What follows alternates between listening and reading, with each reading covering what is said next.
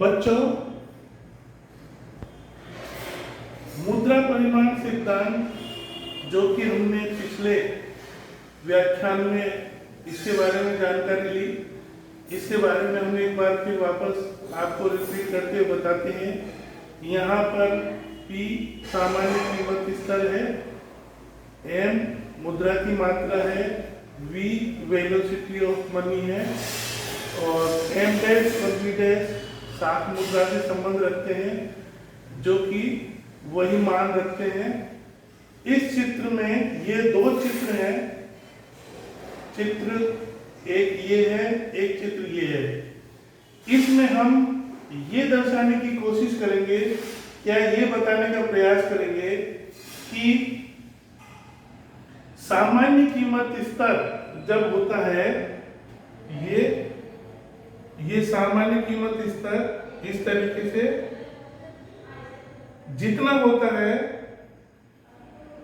इस कीमत स्तर के हिसाब से अगर क्वांटिटी ऑफ मनी मुद्रा की मात्रा ज्यादा है तो सामान्य कीमत स्तर ऊंचा होगा।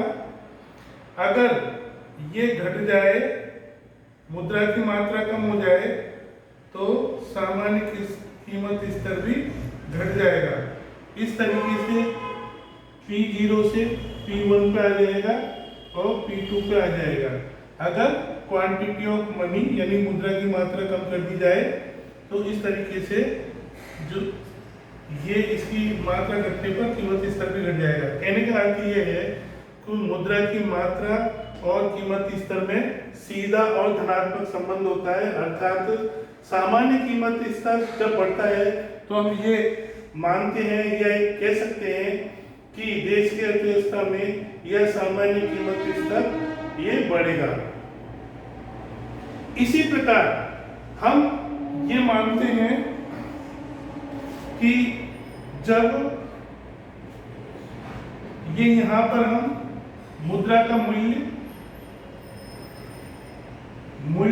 वैल्यू ऑफ मनी,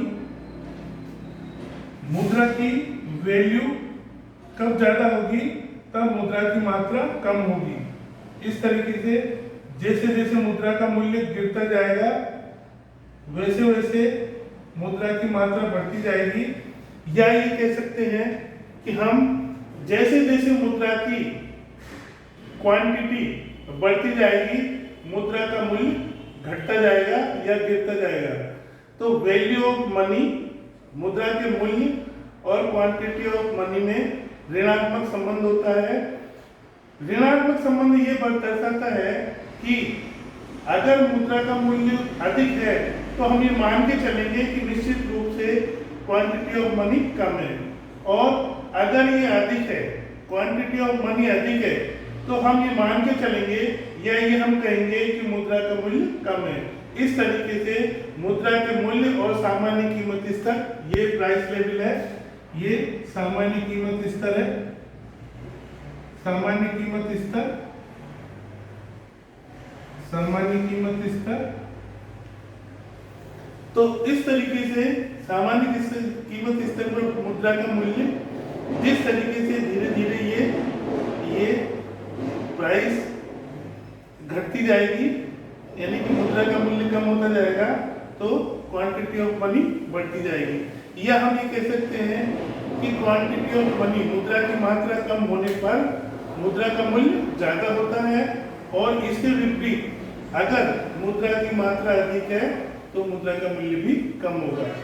तो ये दो चित्र हैं, ये दो चित्र इस क्वांटिटी ऑफ थ्योरी से काफी रिलेटेड है और इसी के ऊपर निर्भर करते हैं, और इसके द्वारा ये दर्शाते हैं कि मुद्रा की मूल्य और की सामान्य कीमत में क्या किस तरीके से प्रभावित करती है।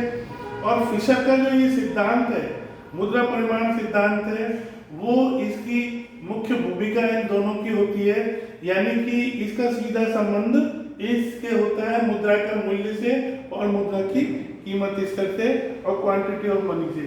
तो हम ये कह सकते हैं कि मुद्रा का परिमाण सिद्धांत के ये दो आवश्यक अंग हैं। ये आवश्यक अंग होने पर ही ये मुद्रा का परिमाण सिद्धांत काम करता है।